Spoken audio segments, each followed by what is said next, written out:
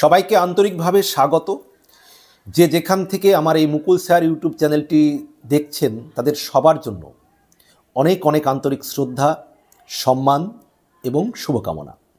এবং আমার মুকুল sir YouTube চ্যানেলটি এখনও যে সমস্ত স্যার, ম্যাডাম, ভাই, বোন, বন্ধু সাবস্ক্রাইব করেননি, বিনীত অনুরোধ রইল আমার চ্যানেলটি সাবস্ক্রাইব করে বেল আইকনটি অল করে রাখবেন, যাতে আমার সমস্ত নোটিফিকেশান আপনাদের কাছে পৌঁছে যায়।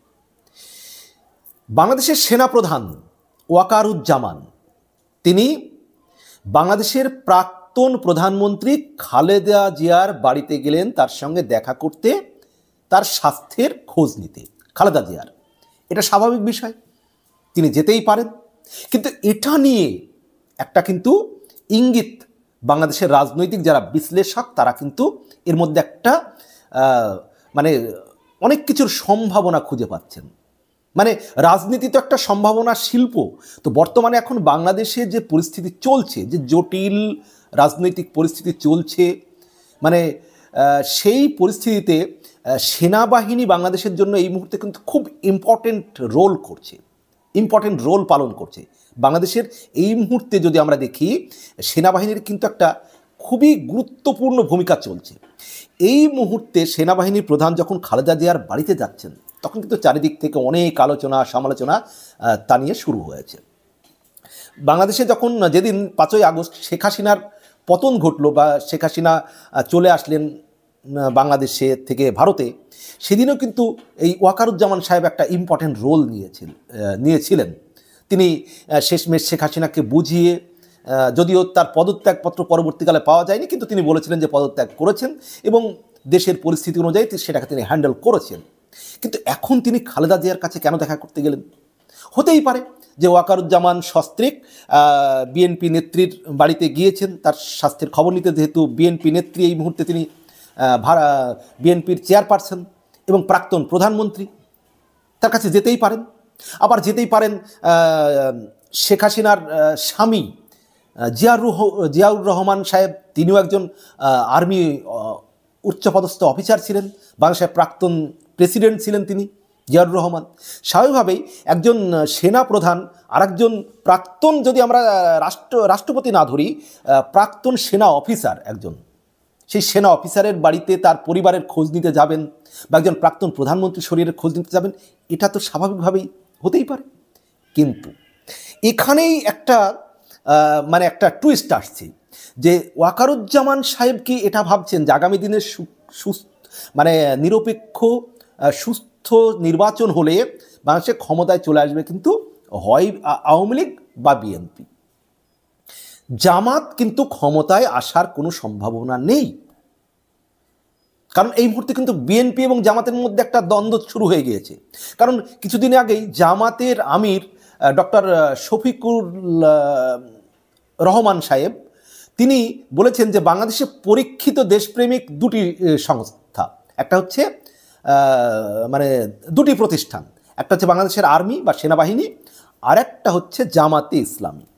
এখন রুহুল কবির রিজভী সাহেব বলেছেন, বিএনপি নেতা, যে সেনাবাহিনী দেশপ্রেমিক, এটা সুপ্রতিষ্ঠিত, তিনি মেনে নিচ্ছেন এবং অবশ্যই সেনাবাহিনী দেশপ্রেমিক, এবং জিয়ানুর রহমানও তো সেনাবাহিনীর লোক ছিলেন, তিনি তো মুক্তিযুদ্ধ করেছেন, তাহলে সে বিষয়ে কোনো সন্দেহ নেই। কিন্তু রুহুল কবির রিজভী সাহেব যেটা প্রশ্ন তুলছেন যে আপনি বলুন, জামাত ইসলামের কারা মুক্তিযুদ্ধ করেছে, কারা দেশের জন্য যুদ্ধ করেছে, বরং আপনাদের সেই সময় কি ভূমিকা ছিল 1971 সালে সেটা সবাই জানে। আপনাদের কারা দেশের জন্য যুদ্ধ করেছে, কারা মুক্তিযুদ্ধ করেছে, বরং আপনারা বাংলাদেশের স্বাধীনতা চাননি, স্বাধীনতার বিপক্ষে ছিলেন, তাহলে আপনারা কি করে দেশপ্রেমিক বলছেন? এই নিয়ে কিন্তু একটা দ্বন্দ্ব শুরু হয়ে গিয়েছে। এবং রুহুল কবির রিজভী সাহেব তো কিছু জায়গায় কটাক্ষ করে, জামাতকে কটাক্ষ করে বলেছেন যে রগ কাটা বাহিনী। আবার জামাতকে অনেক সময় বিএনপি নেতারা বলে থাকেন মুনাফেক দল, এটাও বলে থাকেন। এটা তো কঠিন আক্রমণ, মুনাফেক বলা মানে একটা কঠিন আক্রমণ, হিপোক্রেসি বা মুনাফেকি, মুখে এক কথা অন্তরে এক কথা, যা বলে তা করে না, এই ধরনের মানুষকে কিন্তু বলা হয় মুনাফেক। এক কথা অন্তরে, এক কথা মুখে, যেটা বলে সেটা করে না, তাদেরকেই বলা হয় মুনাফেক। এখানে এক কথা ওখানে এক কথা, এখানে একটা বলে গেল আর এক জায়গায় আরেকটা বললো, যেখানে যেমন সেখানে তেমন। এদেরকে সাধারণভাবে মুনাফিক বলা হয়। তো বিএনপির অনেক নেতা নেত্রীরা অনেক সময় বিভিন্ন সময় কিন্তু জামাত ইসলামীকে তারা মুনাফিক বলে। তো যাই হোক, যেটা মূল প্রসঙ্গে আসি, যে এখন সেনাপ্রধান খালেদা জিয়ার বাড়িতে গিয়েছেন তার স্বাস্থ্যের খোঁজ নিতে, এবং যেটা রাজনৈতিক বিশ্লেষকরা বলার চেষ্টা করছেন বাংলাদেশের, যে বাংলাদেশের সুস্থ নির্বাচন হলে এই মুহূর্তে বিএনপি বা আওয়ামী লীগ ক্ষমতায় আসবে। সেক্ষেত্রে বিএনপি ক্ষমতায় যদি চলে আসে, তাহলে প্রাথমিক অবস্থায় তারেক রহমানের প্রধানমন্ত্রী হওয়ার সম্ভাবনা হয়তো নেই। প্রাথমিক অবস্থায় যেহেতু তার বিরুদ্ধে মামলা আছে, এখনও তিনি দেশে আসতে পারেননি, প্রাথমিক অবস্থায় হয়তো খালেদা জিয়া প্রধানমন্ত্রী হিসাবে বসতে পারেন। বসে তারপর হয়তো তারেক রহমান চলে আসবেন, তার বিরুদ্ধে মামলা টামলাগুলো তুলে তাকে প্রধানমন্ত্রীতে স্থায়ীভাবে বসানো হবে। প্রাথমিক অবস্থায় কিন্তু খালেদা জিয়া হতে পারে। এই হিসেবে সেনাবাহিনীর প্রধান হিসেবে ওয়াকারুজ্জামান সাহেব কিন্তু সেই দিকটা আগে থেকেই একটা তিনি মানে কি বলবো, একটা সুসম্পর্ক বজায় রাখতে চাইছেন। অন্যদিকে আওয়ামী লীগ ক্ষমতায় আসতে পারে। এখন জামাত ইসলামের কিন্তু ক্ষমতায় আসার কোনো চান্স নেই। কিন্তু এই যে সরকার চলছে, এই সরকারটিকে কিন্তু ডক্টর ইউনূসের নেতৃত্বাধীন যে অন্তর্বর্তীকালীন সরকার, এই সরকারকে পেছন থেকে সম্পূর্ণভাবে চালাচ্ছে জামাত ইসলামী এবং সমন্বয়করা। আর সমন্বয়ক কারা? এই যারাই জামাত ইসলামী, তারাই সমন্বয়ক, তারাই নাগরিক কমিটি, মানে এক এক সময় এক একটা রূপ তাদের। যেই সমন্বয়ক তারাই নাগরিক কমিটি, তারাই জামাত ইসলামী, এই একটা মানে মিলমিশ। এটা কিন্তু অনেকেই বলছেন, এটা আমার কথা নয়, অনেকেই বলছেন যে যেই একসময় জামাত ইসলামী করছে, সেই আর এক দুপুরে গিয়ে সমন্বয়ক, আবার সে আর একবার সন্ধ্যাবেলায় গিয়ে নাগরিক পার্টি, আবার গিয়ে রাত্রে হয়তো আবার আর এক ভূমিকা। যাই হোক, তো যাই হোক, এটা অনেকেই বলছেন, সেটা আপনারাই বিচার করে দেখবেন যে এটা সঠিক কিনা যারা বলছেন। তো এখন সেনাবাহিনীর প্রধান সেটাই তিনি বোঝাতে চাইছেন যে বাংলাদেশে এই পরিস্থিতিতে যে সমন্বয়ক এবং জামাত ইসলামী যে অন্তর্বর্তীকালীন সরকার চলছে, যারা নির্বাচন করতে চাইছে না, যারা নির্বাচনকে টালবাহানা করে পিছিয়ে দিতে চাইছে, ক্ষমতা ভোগ করতে চাইছে, অন্যদিকে বিএনপি চাইছে ওই সব সংস্কার থাক, নির্বাচন হোক। নির্বাচিত সরকার ছাড়া কখনোই দেশের সংস্কার বা দেশ একটা শান্তিপূর্ণ জায়গায় পৌঁছাতে পারে না।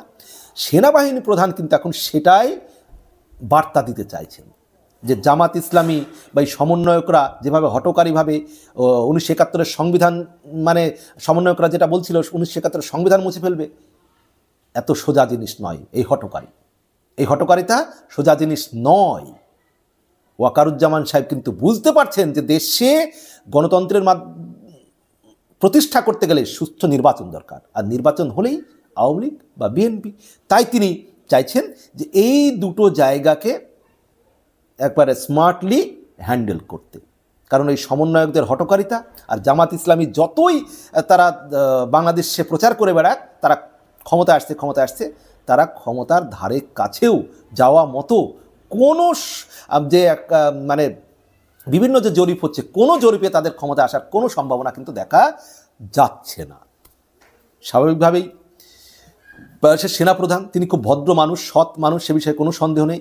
এই কয়েকদিন আগেই প্রথম আলোকে একটি সাক্ষাৎকারে তিনি বলেছেন যে বাংলাদেশের সেনাপ্রধান, তিনি ভারতের মানে বাংলাদেশ এবং ভারতের সুসম্পর্ক বজায় থাকা উচিত, এবং দু দেশের মধ্যে যেহেতু বাংলাদেশে ভারতের অনেক পণ্য বাংলাদেশে যায়, বাংলাদেশ থেকে ভারতও কিছু সুবিধা পায়, এবং দু দেশের কারোরই কোনো এমন কিছু করা উচিত নয় যাতে দু দেশের মধ্যে সম্পর্ক নষ্ট হয়। সব মিলিয়ে সেনাপ্রধান ওয়াকারুজ্জামান সাহেব একজন বুদ্ধিমান মানুষ, সৎ মানুষ, ভালো মানুষ। তার যে এই পদক্ষেপ, এটাকে ইতিবাচক হিসেবেই দেখা যেতে পারে। বাকি আপনারা কি মনে করেন জানাবেন কমেন্ট বক্সে। ভালো থাকবেন, সুস্থ থাকবেন, সবার জন্য শুভকামনা।